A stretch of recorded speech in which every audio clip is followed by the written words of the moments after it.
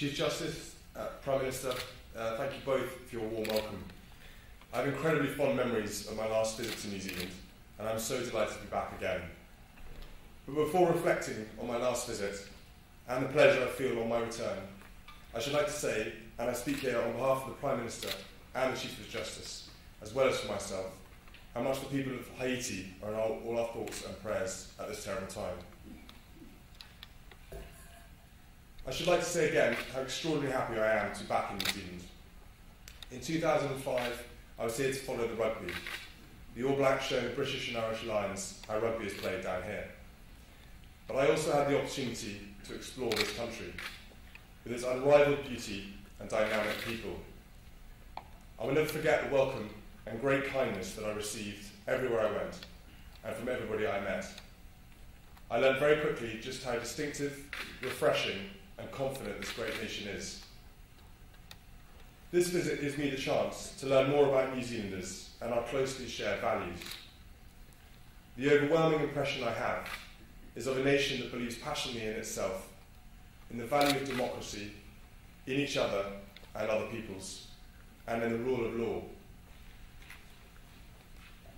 We know from our history of the courage and stoicism of New Zealanders, exemplified by the valour of such men as Charles Upham, whose double VC I had the privilege of seeing for myself in 2005, and whose exploits echo down the years in the recent courageous actions of Willie Appiatta in Afghanistan. But this is also a young, entrepreneurial, forward-looking nation. After all, you even managed to help catapult my family into the digital ether. The Queen started tweeting a few months ago, and now, thanks to New Zealand, I am being Bebo'd and Facebooked for the first time, rapidly catching up with my grandmother. New Zealand's values are ones that I greatly admire. They have deep roots in our heritage and constitutional history. In New Zealand today, of course, that shared history is only one part of the story. For the country's rich legacy is also derived from the Maori, New Zealand's first people, from the Treaty of Waitangi, and the enduring partnership between the Maori and the Crown. This dimension is unique to New Zealand and its constitution. I would like to acknowledge the presence here of Te Atiawa and other Taranaki tribes, and Maori leaders from across the country. Thank you for allowing me to wear this magnificent korowai. It is a great honour. Today marks another milestone in New Zealand's unique constitutional journey. In January 2004, the New Zealand Supreme Court came into being as the country's final court of appeal. No longer did New Zealanders have to make the long trip to London to argue cases for the Judicial Committee of the Privy Council. For 6 years now, you've had your own Supreme Court bench and a Supreme Court appeal system. What has been lacking is a building, and that is why today is so significant for all of us gathered here and New Zealanders everywhere.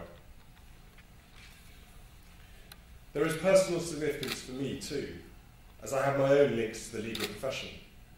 A few months ago, I was called to the bar as an honorary barrister at London's Middle Temple.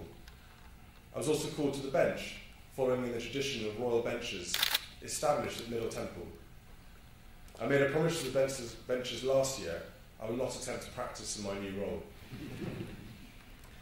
I am, though, genuinely honoured and delighted to have a formal connection with the legal profession.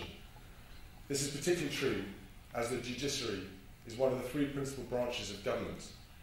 And in 1977, the Queen opened the Beehive, housing the executive branch of the government, and in 1995, the refurbished Parliament buildings, one of the most beautiful landmarks of the city.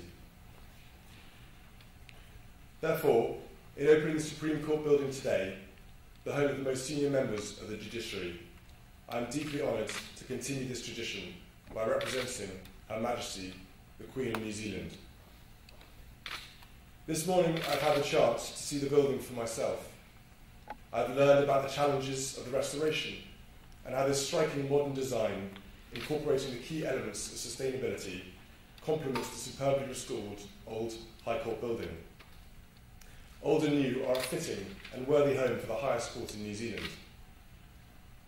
This room has an extraordinary feel to it, as if we were actually inside the cone of the kauri, the giant of the ancient forests of New Zealand. I understand that when the kauri cone matures, its winged seeds are dispersed by the wind. In the same way, let this court dispense justice to all parts of the nation.